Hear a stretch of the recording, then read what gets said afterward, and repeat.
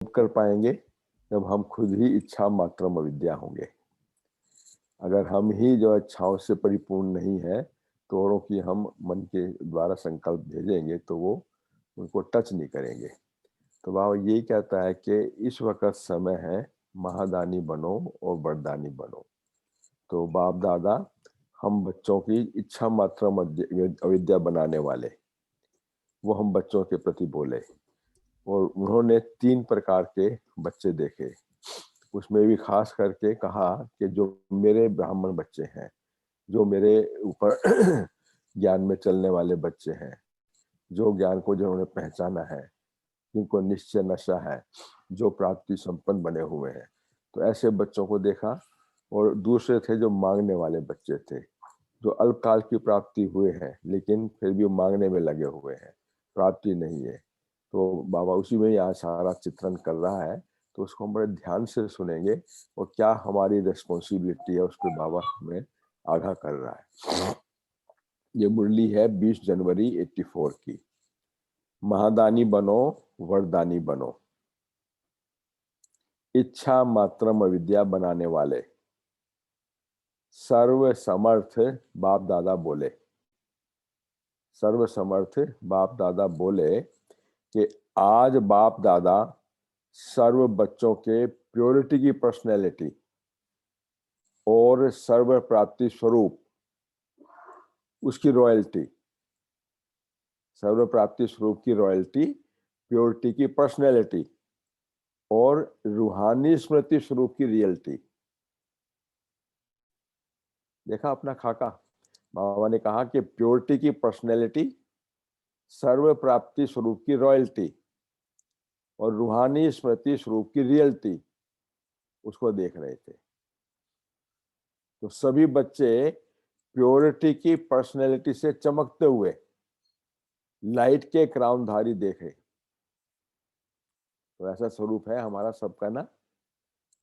तो एक तरफ तो सर्व प्राप्ति स्वरूप बच्चों का संगठन देखा, जो हम बच्चे हैं, जिसको बाबा ने चित्रण किया। प्योरिटी की पर्सनैलिटी, सर्व प्राप्ति स्वरूप की रॉयल्टी और रूहानी स्मृति स्वरूप की रियलिटी और लाइट के क्राउनधारी, ये है हम बाबा के ब्राह्मण बच्चे। तो दूसरी तरफ क्या देखा? विश्व की अप्राप्त आत्माएं, जो सदा अल्पकाल की प्राप्ति होते हुए भी प्राप्ति स्वरूप नहीं है, संतुष्ट नहीं है, सदा कुछ ना कुछ पाने की इच्छा बनी रहती है। सदा क्या कहते हैं, ये चाहिए ये चाहिए, इसकी धुन लगी रहती है और उस धुन के अंदर भागदौड़ में लगे हुए हैं। प्यासे बन यहां वहां, तन से, मन से, धन से, जन से कुछ प्राप्त हो जाए, इसी इच्छा में भटक रहे हैं, इसी इच्छा में भटक रहे हैं। तो विशेष फिर क्या है उनकी डिमांड? विशेष 3 बातों की तरफ इच्छा रखा और उनके अनेक प्रकार के यत्न कर रहे हैं, प्रयत्न कर रहे हैं। क्या है वो 3 प्रकार की? एक तो शक्ति चाहिए, किसके? तन की, मन की, धन की, पद की, बुद्धि की, ये डिमांड है उनकी, ये चाहिए चाहिए। और दूसरा भक्ति चाहिए, क्योंकि अनभिज्ञ है, तो वो तो क्या है, भक्ति चाहिए। 2 घड़ी सच्ची दिल से भक्ति कर पावे, ऐसे भक्ति की इच्छा की भक्त आत्माएं देखी। और तीसरा, अनेक आत्माएं द्वापर से दुख और पुकार की दुनिया देख देख दुख और अशांति के कारण अल्पकाल की प्राप्ति मृग तृष्णा के समझते हुए दुख की दुनिया से, इस विकारी दुख के बंधनों से मुक्त होना चाहती हैं। तो मुक्ति चाहिए, मुक्ति चाहिए। और भक्त भक्ति चाहते हैं और अन्य लोग शक्ति चाहते हैं और ये मुक्ति चाहते हैं। तो ऐसी असंतुष्ट आत्माओं को सुख और शांति की, पवित्रता की, ज्ञान की अंजलि देने वाले व प्राप्ति कराने वाले संतुष्ट मनिया कौन हो?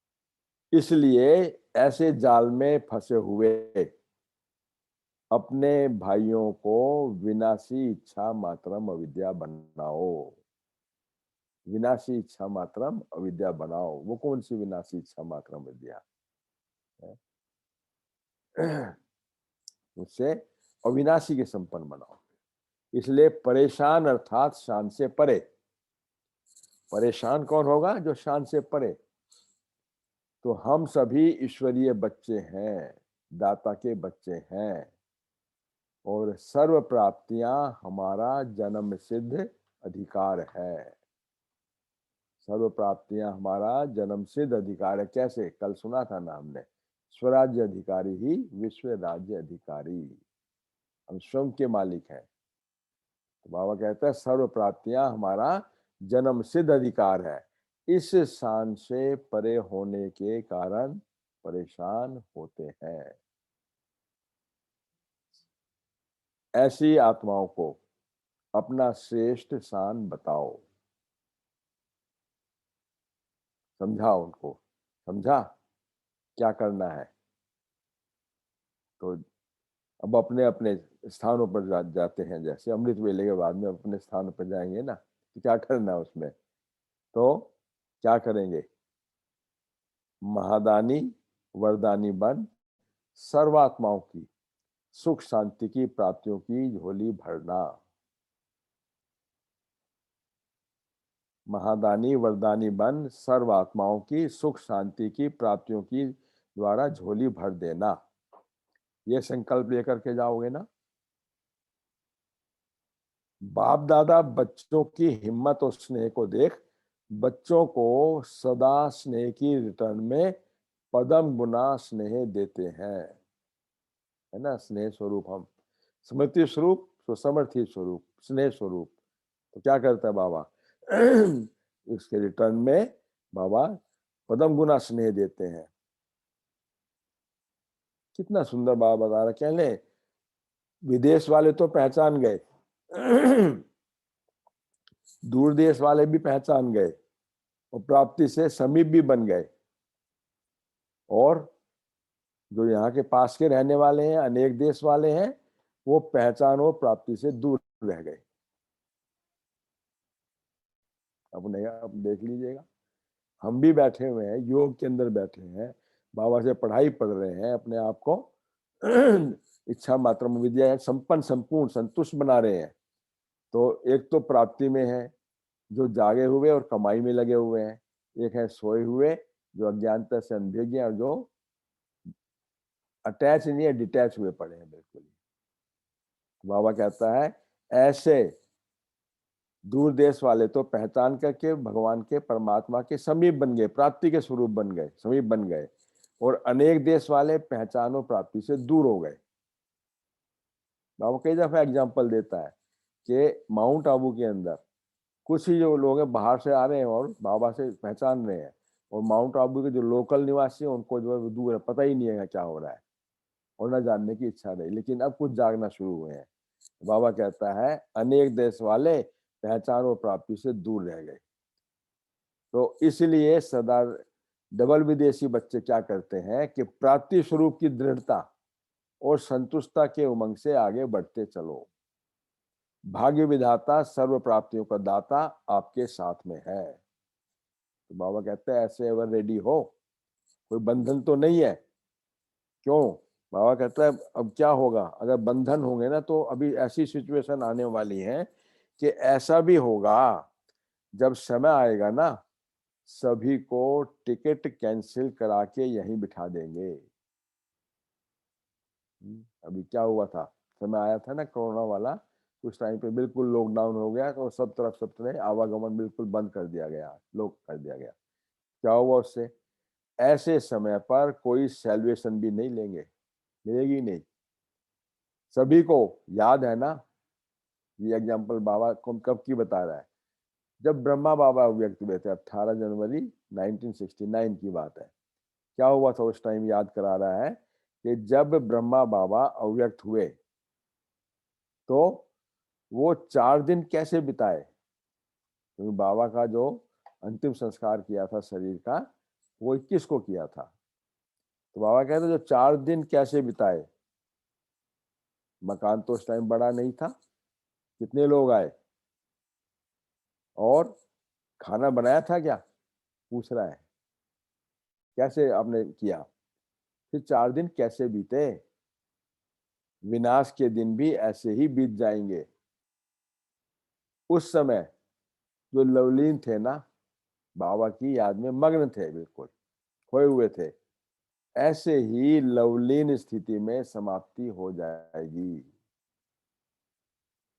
लवलीन स्थिति, तो बाबा से योग युक्त रहो। लेकिन बाबा का वायदा भी है फिर एक, कि मेरे बच्चे, उनको मैं दाल रोटी हमेशा मुहैया करवाता रहूंगा अंत तक, जो मेरे लवलीन उसमें होंगे। फिर क्या हुआ, फिर यहाँ की पहाड़ियों पर रह करके तपस्या करोगे, जब सब तरफ बंद हो जाएगा तपस्या करोगे, और तीसरी आंख से सारा विनाश देखते रहोगे, अनुपम डिटैच है। तो बाबा कहता है ऐसे निश्चिंत हो, कोई चिंता तो नहीं है। कितना बाबा सेल्वेशन दे रहा, देखिए अब ये समझने की बात है, हम क्या करते हैं, कोई चिंता तो नहीं है। अब बाबा कहता क्या चिंता आएगी, ना मकान की चिंता, ना परिवार की चिंता, ना काम की चिंता, सदा निश्चिंत। क्या होगा ये क्वेश्चन ही नहीं। क्यों, कैसे सफलता होगी, अब बताइए। देख बाबा बता रहा है जो होगा अच्छा होगा, इसको कहा जाता है निश्चिंत। एग्जाम्पल के साथ में, सेंटर का मकान याद आ जाए, बैंक बैलेंस याद आ जाए, कुछ भी याद ना आए, क्यों, क्यों नहीं आएगा, क्योंकि आपका सच्चा धन है ना, आपका सच्चा धन है ना। तो क्या होगा फिर, चाहे मकान में लगा है वो धन, चाहे वो आपने बैंक में रखा हुआ है, सच्चा धन रखा है ना, लेकिन आपका तो पदम गुना होकर के आपको मिलेगा। तो चिंता किस बात की है, देखो कितना बाबा ने क्लैरिफाई कर दिया कि आपका जो ईमानदारी का, सत्यता का है, चाहे वो मकान में लगा है, चाहे बैंक बैलेंस में है, पहले आपको वो पदम गुना होकर के मिलेगा। और सुनो कि आपके, आपने तो इंश्योर कर लिया ना, ट्रस्टी हो ना आप उसके। फिर जब बाबा के बच्चे बन गए तो तन भी बाबा का, मन भी बाबा का, और धन भी, और जो भी है सब कुछ कोई ईमानदारी से लगाया हुआ है, तो इंश्योर कर लिया ना, मिट्टी मिट्टी हो जाएगी उनकी, और आपकी हक आपको पदम गुना होकर के मिल जाएगी। कैसे चित्रण कर रहा है बाबा के, संकल्प क्यों चलाते हो है? जो आपने सरेंडर कर दिया मेरे ऊपर ईमानदारी से, तो सब आपको पदम गुना होकर के मिलेगा। और क्या चाहिए फिर, सच्चा धन कभी भी वेस्ट नहीं जाता, सच्चा धन कभी भी वेस्ट नहीं जाता, चाहे वो मन का धन है, चाहे तन का धन है, चाहे धन धन है। तो बाबा कहता है कभी वेस्ट नहीं जाता, समझा, ऐसे सदा निश्चिंत रहो। कभी भी ये नहीं सोचना पता नहीं पीछे घर का क्या होगा, सेंटर का क्या होगा, ये क्वेश्चन ही नहीं। सफल हुआ पड़ा है ना, सफल हुआ पड़ा है, तो सफल होगा या नहीं ये क्वेश्चन ही नहीं है।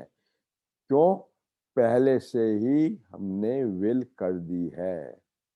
किसको कर दी, किसको विल करी हमने, नाम बताओ उसका। ऊपर वाला तो ठीक है, ऊपर वाला किस रूप में विल करी, बाबा को, बाबा को, नहीं बाबा को बाबा नहीं को। किया, बाबा बच्चे के रूप में इस वक्त हमने विल करी है उसको। बाबा, बाबा जो है बच्चा है ना, तो वो वर्षा लेने आया तो हमने दे दी उनको सब। तो हम बच्चा बन के उनसे ले रहे हैं, और वो बच्चा बन के हमसे ले रहे हैं। बाबा कहता है सब विल कर दिया ना, तो विल की हुई चीज कभी भी स्व के प्रति यूज नहीं कर सकते। दे दिया ना उसको, फिर वापिस थोड़ी लेंगे उसको बिना श्रीमत के। अब देखो एक और बहुत सूक्ष्म बात बता रहा है अभी, बिना श्रीमत के 1 सेकंड या 1 पैसा भी यूज नहीं कर सकते, बिना श्रीमत के। परमात्मा का सब हो गया ना, तो आत्माएं अपने प्रति,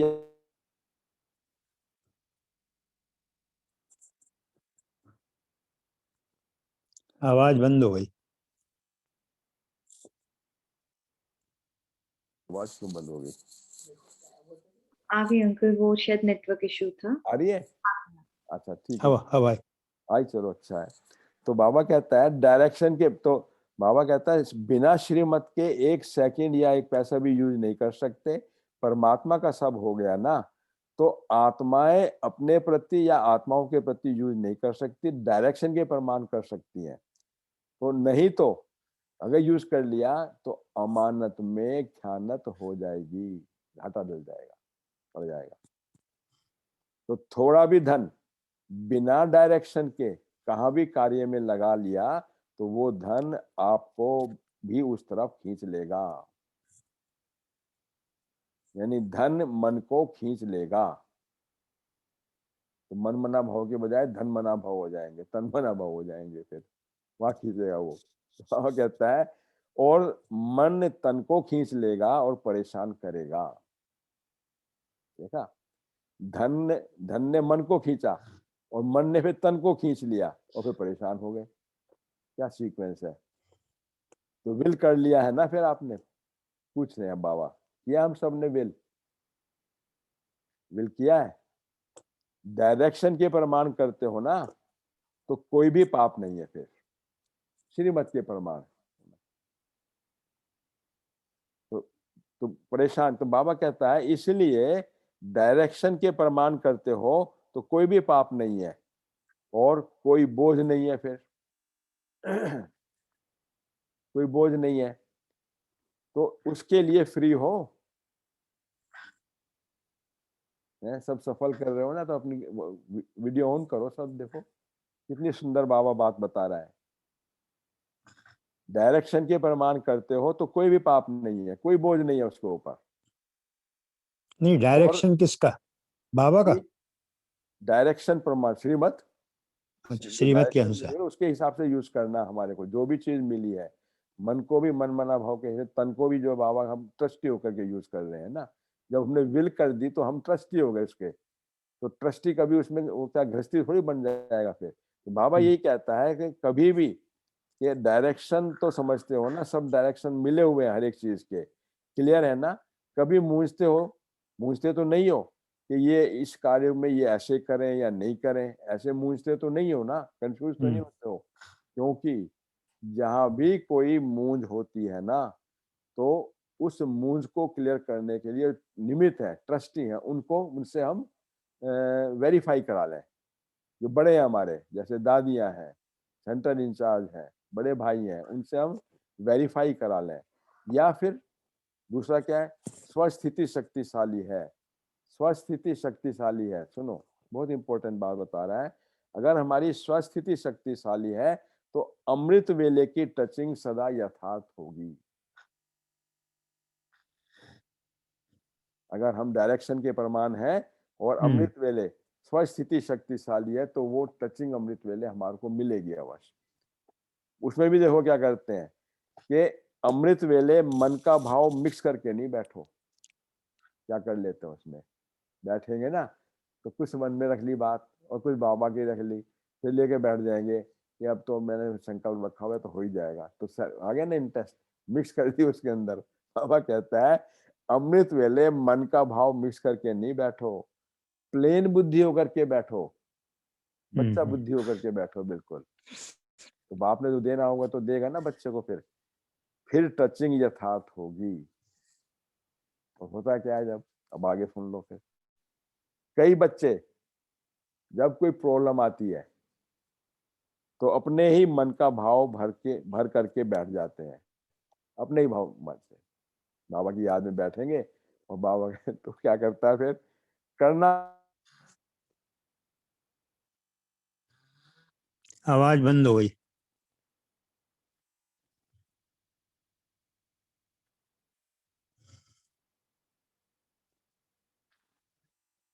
ये भी सोच रहे हैं अपने आप ही, जब जजमेंट भी दे दिया है, संकल्प भी लेके बैठ गए हैं, बाबा कहता है तो यथार्थ टचिंग नहीं होगी। अपने मन के संकल्प का ही रेस्पॉन्ड में उनको आता रहेगा। फिर जो सोचा हुआ ना मन के अंदर, वही रेस्पॉन्ड आता रहेगा। उसमें क्या होगा, इसलिए कहाँ कहाँ तो सफलता होगी और कहाँ नहीं होगी। और मूंझ जाएंगे, कंफ्यूज हो जाएंगे अल्पकाल की। तो बाबा कहता है अमृत वेले डायरेक्शन तो यही मिला था कि पता नहीं ऐसा क्यों हो गया, क्योंकि मैं अपना मन मत लेकर के संकल्प लेके बैठा हूं उसके अंदर, प्लेन बुद्धि से नहीं बैठा हूं। तो प्लेन बुद्धि से बैठेंगे तो बाबा टचिंग कराएगा बिल्कुल। आप संकल्प पहले ही दे दो बाबा को, फिर देखो आप क्लीन बाबा की याद में बैठो तो जो ठीक होगा वो हमारे को टचिंग होगी। और ऐसे ही संकल्प लेके बैठेंगे तो बाबा कहता है कहीं तो सफलता होगी, वरना नहीं, कभी नहीं होगी। फिर मूझते हैं कि अमृत वेले डायरेक्शन तो यही मिला था, फिर पता नहीं ऐसा क्यों हुआ, सफलता क्यों नहीं मिली। लेकिन उसमें मन का भाव जो मिक्स कर दिया ना, उस भाव का ही फल मिल गया। फिर आपको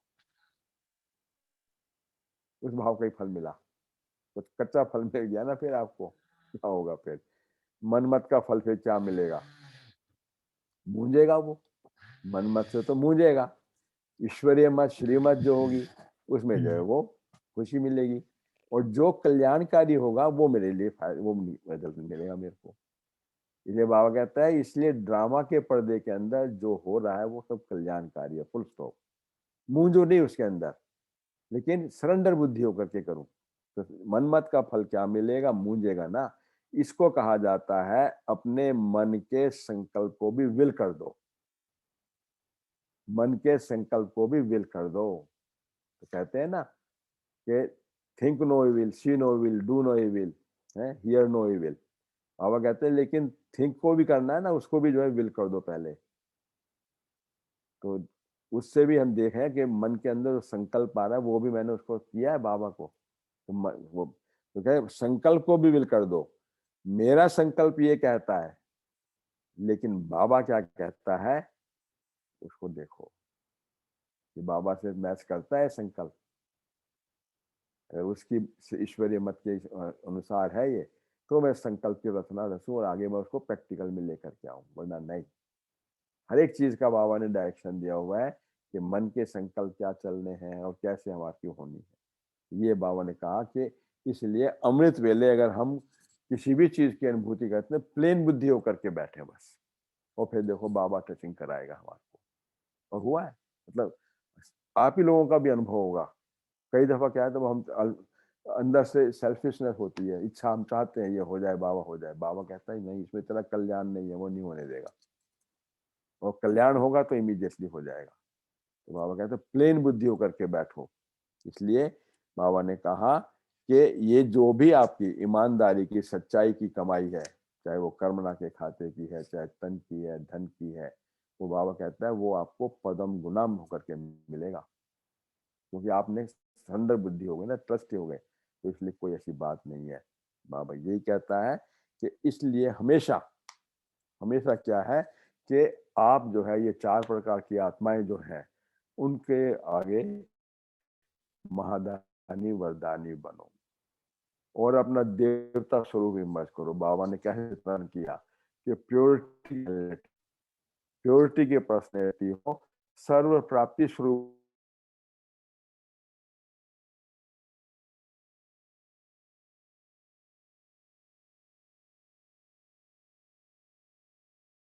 में प्रॉब्लम है आपके।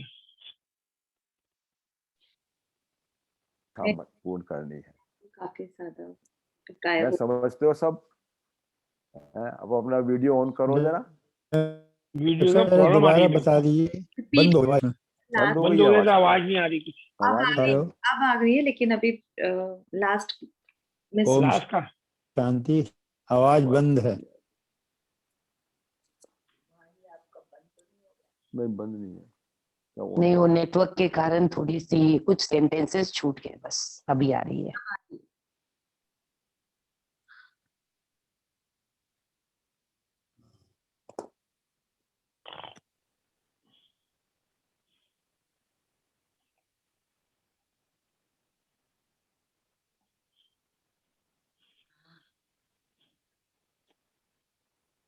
आवाज आ रही है? हमारी आई। आई है। तो वो कनेक्शन थोड़ा सा ऐसा डिस्टर्ब कर रहा है। anyhow, तो अभी क्या इसमें क्या चीज आप लोगों ने मिस करी है, मैं वहीं से सुनाता हूँ फिर। मिस लास्ट चारों आत्माओं के लिए चलो फिर सुनो। चारों की एक तरफ है कि एक तो अपना स्वरूप देख लिया हमने, देवता स्वरूप था, प्योरिटी की पर्सनैलिटी, और साथ में सर्व प्राप्ति स्वरूप की पर्सनैलिटी, रॉयल्टी, और रूहानी स्मृति स्वरूप की रियलिटी, और चौथा है हमारा लाइट के क्राउन धारी। तो ये हमारा देवता स्वरूप हो गया ना, संगम युग के ऊपर ऐसे हम हैं।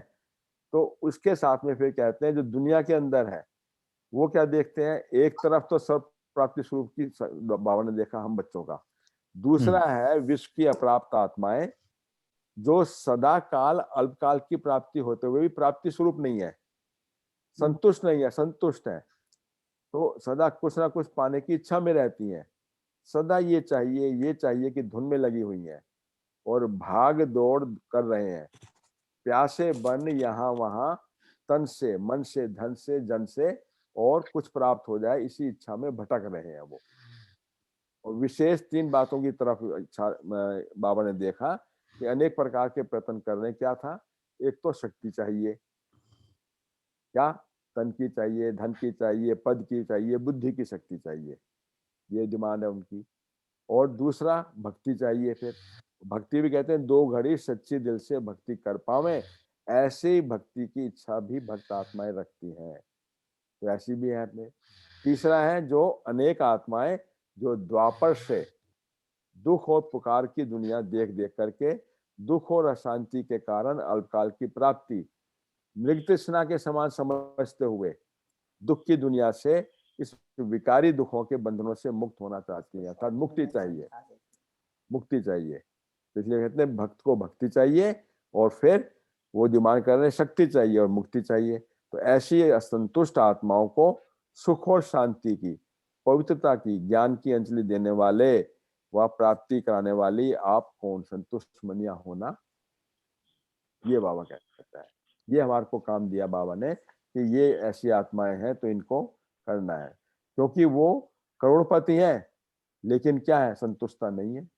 कहते हैं ना, तन होते हुए तन का सुख नहीं, धन होते हुए धन का सुख नहीं हुए, संतान होते हुए संतान का सुख नहीं, और मन होते हुए मन का सुख नहीं। ये बाबा कहता है ऐसे मेरे आप संतुष्ट मनिया हो, आप सब प्रकार से आवाज बंद हो गया। ठीक है ना, तो ये बाबा कहता है। इसलिए प्राप्ति से संतुष्ट मनिया, सबको संतुष्ट करो, महादानी बनो और वरदानी बनो। ठीक है, ओम शांति। हाथ हिलाओ, सब संपन्न संतुष्ट आत्मा है। और आज हमारा यही वो रहेगा कि हम जो है स्वसंतुष्ट है और सर को संतुष्ट करेंगे, कुछ ना कुछ देना करना दाना, महादानी वरदानी बन करके देना। ओम शांति। और कभी भी रिपेंटेंस नहीं होना कि बाबा ने कहा आप ट्रस्टी हो तो आपने सब सफल कर दिया है। और अमृत वेले जब बैठे तो कोई भी संकल्प हो बाबा को दे दो और हम प्लेन बुद्धि से बाबा के साथ में बैठे। ओम शांति। ओम शांति। ओम शांति। ओम शांति। ओम शांति।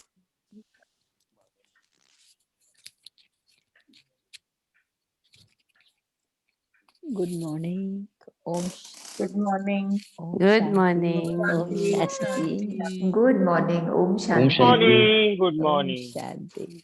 ओम शांति। ओम ओम ओम देखो, शांति। ओम शांति। आज बहुत ही बाबा ने सुंदर और गहन बात हमको बता दी है कि हम बच्चे एक तरफ तो ये क्या कहते हैं रूहानी बच्चे हैं और एक तरफ बॉडी कॉन्शियस वाले। 2 चीजों का आज बाबा ने बहुत ही सुंदर चित्रण दे दिया है कि एक तो है रूहानी पर्सनालिटी यानी कि स्पिरिचुअलिज्म और दूसरी तरफ है भौतिकवाद और इधर है आत्मिक भाव वाले बच्चे। तो जो बाबा के बच्चे हैं सोल कॉन्शियस वाले बच्चे, उनकी पर्सनालिटी, रॉयलिटी एंड रियलिटी उसको डिस्क्राइब किया है। और दूसरी तरफ वो वाले लोग हैं जिनकी पर्सनालिटी क्या है, वो दुनियावी भौतिक सुखों में लीन है। तो जो हम बच्चे हैं हमारी क्या है, सबसे बड़ी चीज क्या है, योगी बनो, पवित्र बनो। पवित्रता हमारा श्रृंगार है। सो प्योरिटी इज अवर पर्सनैलिटी। वो पर्सनैलिटी बनाने के लिए मतलब उनको क्या चाहिए, मतलब पैनी, प्राइड, पोसेशंस, पावर्स, उनके पीछे भागते हैं। 4 P's, पैनी, पावर, प्राइड एंड पोसेशंस। क्लियर हुआ? उसकी इच्छा में वो बच्चे घूमते रहते हैं। एक सेकेंड। हाँ, तो वो लोग उसके पीछे भाग रहे हैं, लेकिन बाबा ने बताया कि तुम्हारी जो रियलिटी है वो रूहानी रियलिटी है जो अविनाशी है, और प्योरिटी ही तुम्हारी पर्सनालिटी है। और जितनी प्राप्तियां हैं, जो जिसके यानी सब कुछ हो जाए, लेकिन जब तक कहते ना गौधन, गजधन, बाजधन और रतन धन खान, जब आवे संतोष धन, सब धन धूरी समान। और संतुष्टता यानी आप अगर कोई भी चीज की इच्छा रखो तो एक इच्छा पूरी होगी, दूसरी जागृत होगी, दूसरी पूरी होगी, तीसरी होगी, तो एक मकड़ी के जाले की तरह है। लेकिन इंसान को सर्व प्राप्तियां होते हुए भी उसको क्या चाहिए? सुख शांति चाहिए ना, उसको खुशियां चाहिए ना जीवन में।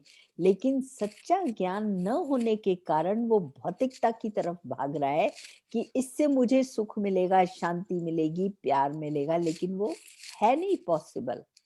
तो बाबा हमको कहता है कि तुम्हारी जो है, इसीलिए तुम्हारे मस्तक पर चमकता हुआ लाइट का क्राउन, पवित्रता का क्राउन दिखाई देता। हर समय बेफिक्र बादशाह होंगे, कौड़ी भी पास नहीं होगी तो भी हम समझते हैं हमारे पास तो बहुत धन है, क्योंकि करोड़पतियों से भी ज्यादा हम सुखी हैं। हमें पता है कितना इंसान को चाहिए, 2 वक्त की रोटी, कितना इसको खा लेगा, कितना वो कर लेगा। कहते हैं ना कि आज आपके लिए पेट भरने के लिए आज बहुत है संसार में, लेकिन पेटियां भर भर के भी लोग दूसरे का हक मारकर भी जी रहे हैं। तो बाबा वो रियलिटी हमको बता रहा है कि दुनिया में सबसे ज्यादा धनवान, संतुष्ट मणिया हमारे मेरे बच्चे हैं। तो बाबा कहते हैं जब तुम्हारे पास है तो वरदाता और विधाता बनो ना, यानी कि तुम बांटो, ये संपदा सबको दो। वो बेचारे ढूंढ रहे हैं। वैसे भी 4 बल माने जाते हैं, अर्थ, बल, बुद्धि और भक्ति। अर्थ माना धन, बुद्धि माना अपनी बुद्धि की शक्ति, और बल ताकत चाहिए इंसान को, और भक्ति। अब रावण के पास ये सब कुछ था, सबसे ज्यादा शक्तिशाली था, लेकिन चारित्रिक हीनता थी, और दूसरा उसके अंदर अहंकार था, तभी तो वो मरा। रावण का नाश हुआ।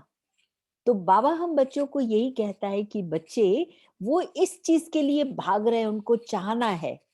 तो कौन सा धन? बाबा ने हमें ज्ञान धन से भरपूर कर दिया, और बुद्धि हमको डिवाइन बुद्धि दे दी जो भगवान में लगी रहती है, श्रेष्ठ और शुभ कार्य करने में लगी रहती है।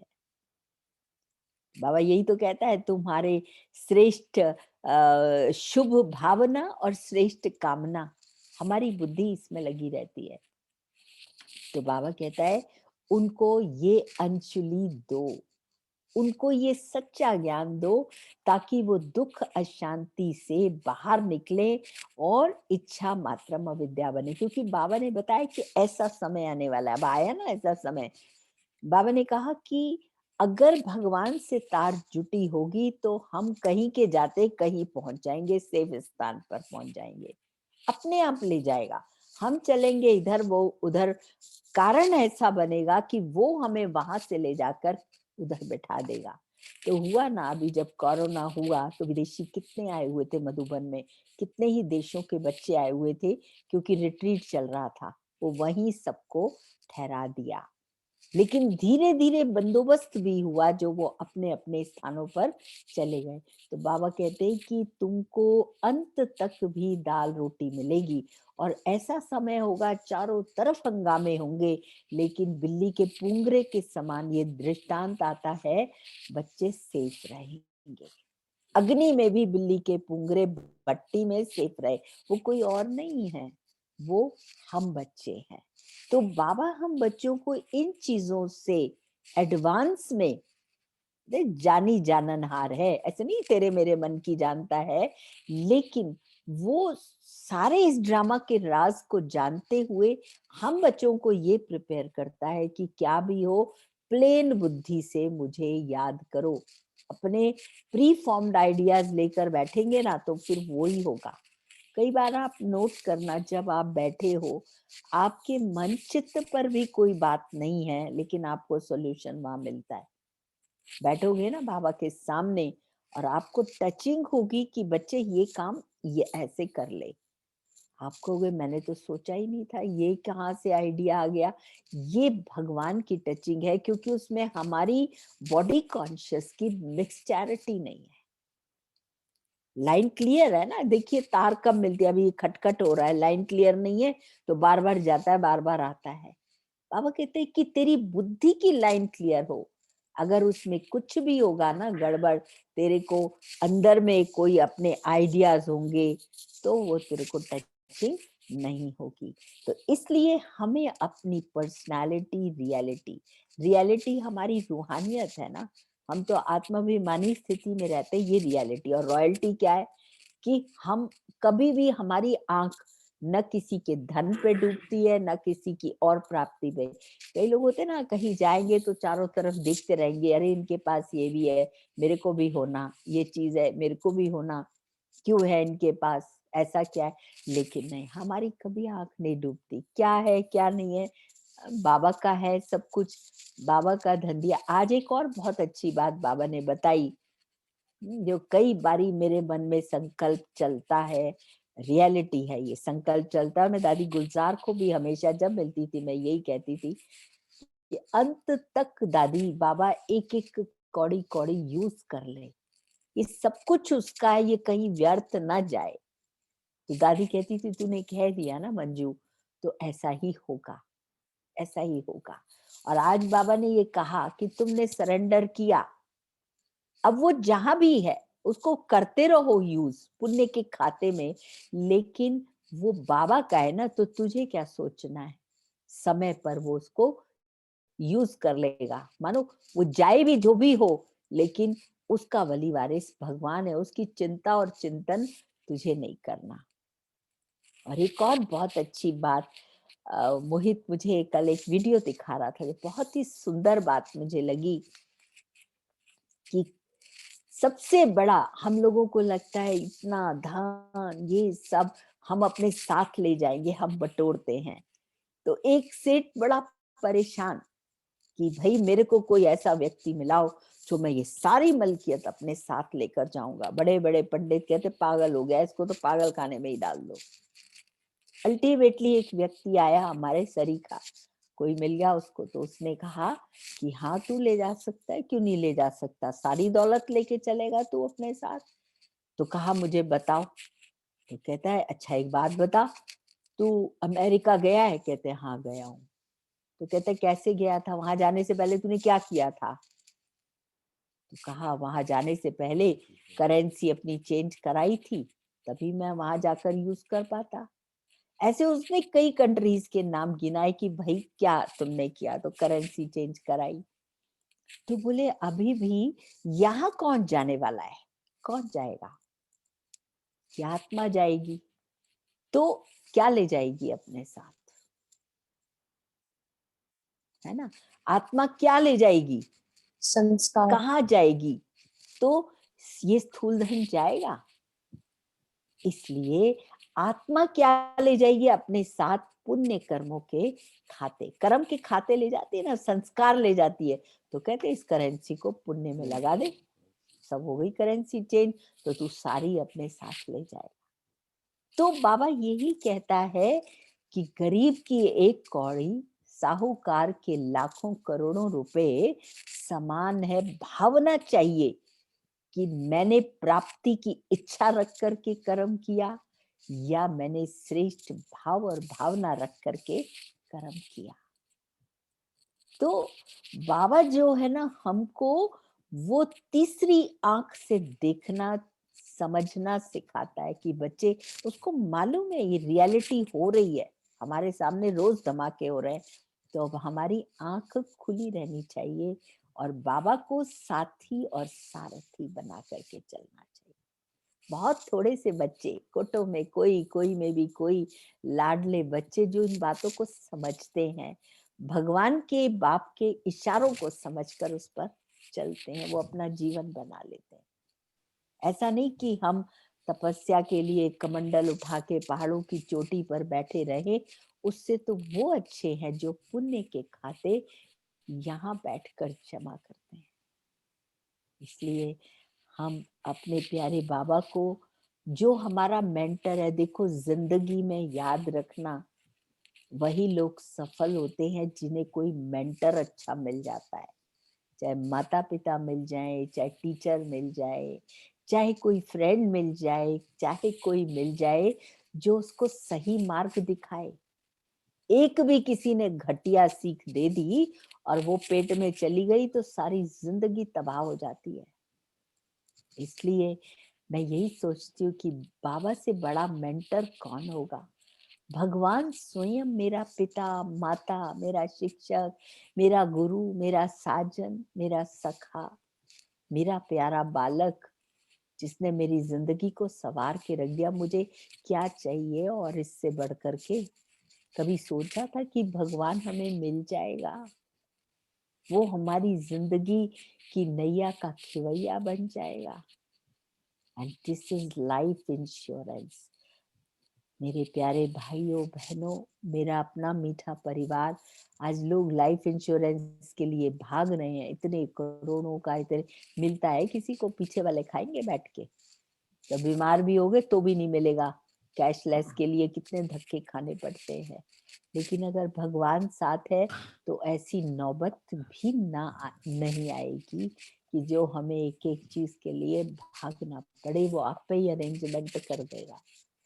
इसलिए हम हिम्मत का कदम उधर बढ़ाएं, राइट?